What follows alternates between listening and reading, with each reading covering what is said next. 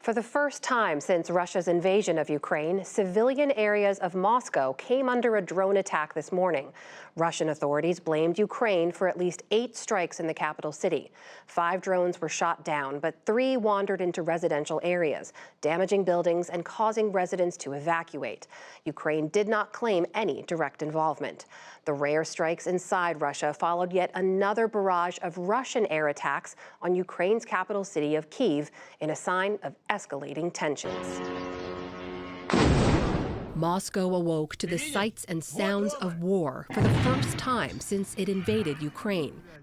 Loud explosions, plumes of smoke in the Russian capital. At least 3 buildings were hit and evacuated. For these eyewitnesses, the war had come home. Around 4 o'clock, there was a deafening bang, as if strong thunder struck somewhere near. I came out to have a look, and there were many emergency services on site, and it was visible that the top of the house was damaged. I don't even know. It's scary. You sit at home and this thing flies at your window. Of course, it's dangerous and it's scary. The drones targeted a posh neighborhood, home to the Russian elite, including President Vladimir Putin. He blamed Ukraine and called it provocation. Now, as we know, they have gone as far as drone attacks. Though I'm more worried, not by this, but by efforts to provoke a Russian response. That appears to be the aim. They are provoking us to do the same. We will see what can be done. One man had an idea of what to do. Yevgeny Prigozhin, head of the paramilitary Wagner force that's been fighting in Ukraine, lashed out at the Russian Defense Ministry. He's been waging a fierce public relations campaign against those running Russia's war. Get your up from the offices in which you are to defend this country. You are the Ministry of Defense. You didn't do a damn thing to advance. The fact that they fly to your home, the hell with it. Let your houses burn. And what do ordinary people do when drones with explosives crash into their windows? The Ukrainian capital also woke up to yet another series of overnight airstrikes, the third to hit Kyiv in 24 hours. One strike hit this high-rise, destroying what was once someone's home. 1 woman was killed and 4 others injured. Those who survived this strike fear the next one. I am stressed and angry. I think everyone feels scared when something is flying towards them. We have all survived, but we think of what will happen next. At least 17 such attacks have hit Kyiv this month, terrifying children who ran for shelter. So what impact will the attacks inside Russia have on how the Russian people perceive Putin's war in Ukraine?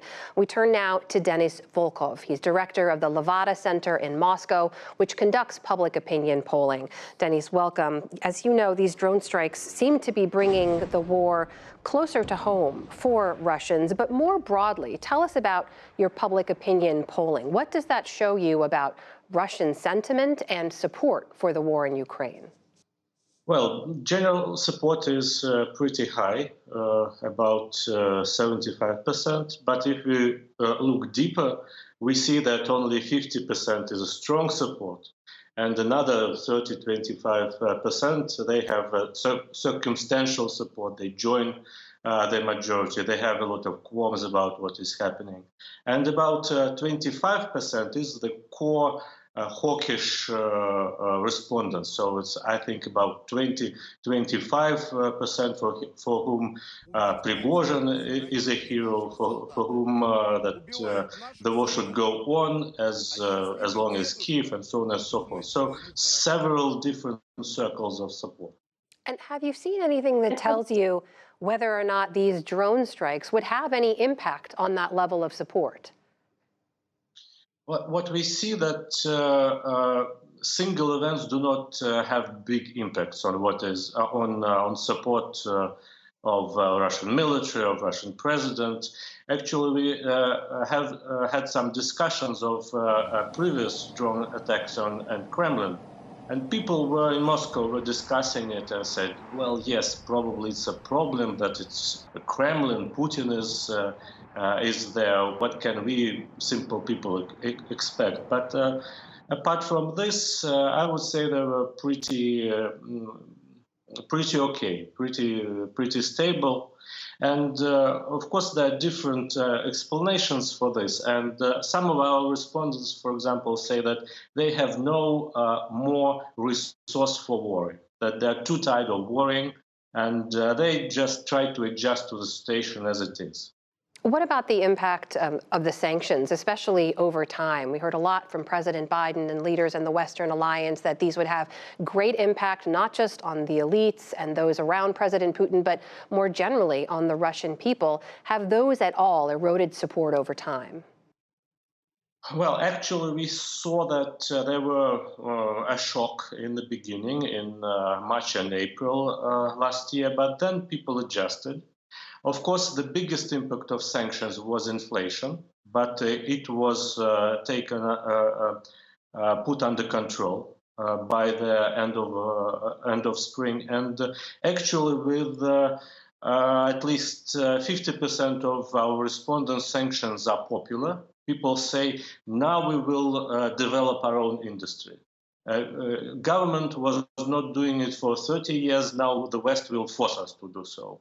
And absolutely, I would say the most popular are sanctions on big oligarchs, which ordinary Russians don't like.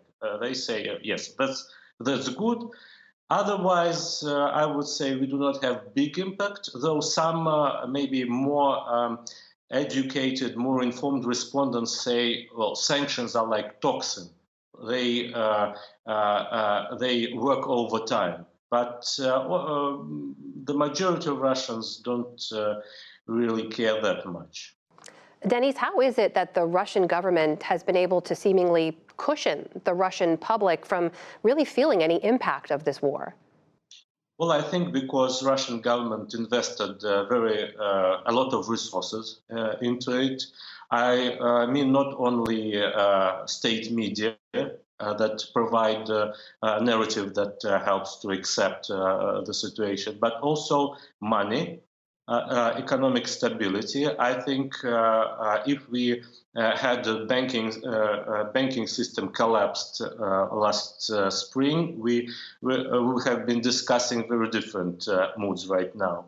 But also social spendings. We saw that not only families and actually people who are taking part in this special military operation, as it is known here, they got relatively high money, high social package for ordinary Russian. But also we saw that at the end of last year, the government increased salaries in the state sector, increased pensions, and it helps to people to accept this.